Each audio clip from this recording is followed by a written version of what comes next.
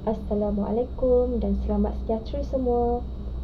Baiklah, bertemu lagi bersama dengan saya, Cikgu Zu, dalam mata pelajaran Bahasa Melayu tahun 5. Hari ini cikgu akan mengajarkan kamu kemahiran menulis berdasarkan standard pembelajaran 3.8.2, iaitu mengedit dan memurnikan hasil penulisan daripada aspek ejaan, tanda baca, kosakata dan struktur ayat dalam penulisan.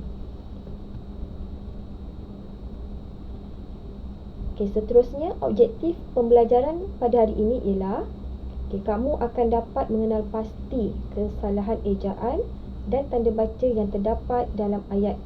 Yang kedua, kamu dapat mengedit dan memurnikan teks berdasarkan ejaan dan tanda baca dengan betul. Sebelum kamu memurnikan teks, kamu perlu kenali terlebih dahulu tanda baca. Apakah fungsi tanda baca? Tanda baca ialah simbol atau tanda yang digunakan untuk memberikan isyarat kepada pembaca supaya melakukan sesuatu dalam bacaan.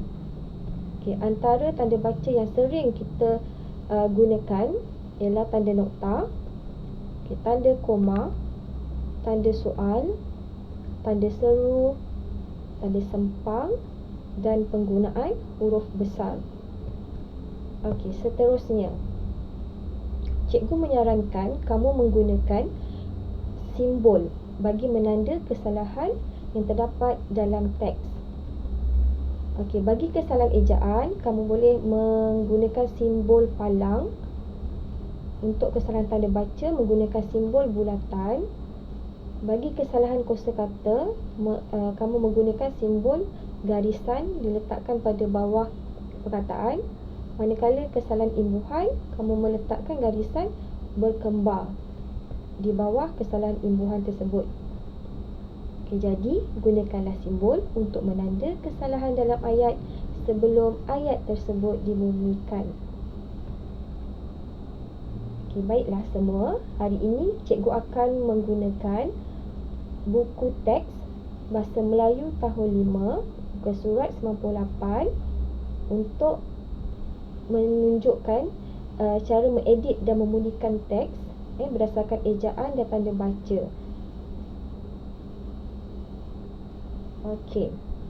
Seterusnya, cikgu akan tunjukkan satu persatu bagaimana untuk mengedit teks terlebih dahulu.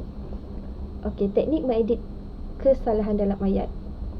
Pertama, kamu gunakan simbol untuk mengesan kesalahan sama ada kesalahan ejaan, tanda baca maupun kosakata.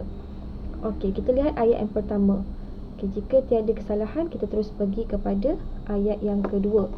Di sini terdapat kesalahan tanda baca, sepatutnya huruf besar kerana permulaan ayat. Seterusnya, kesalahan ejaan, kain sarung, sepatutnya SARUNG. Dan kesalahan tanda baca lagi, Melayu merupakan kata nama khas, mestilah huruf besar. Ayat seterusnya, di bahagian dieja rapat sepatutnya dijarakkan. Ini kesalahan ejaan. Pinggan, bukan pinggan, ini kesalahan kosakata, sepatutnya pinggang. Jadi kita gariskan ayat yang terakhir.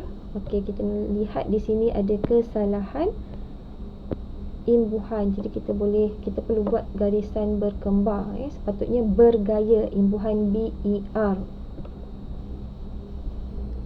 Sekarang kita lihat contoh jawapan.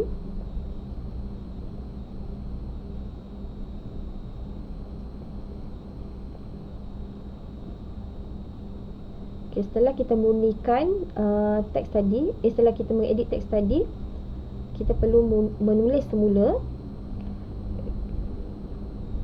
teks dengan menggunakan teks yang betul lah, ejaan yang betul, tanda baca yang betul. Cikgu harap kamu faham dan dapat gunakan ilmu hari ini untuk menyiapkan latihan. Sekian, terima kasih. Bertemu lagi di channel YouTube Cikgu Zu pada masa akan datang.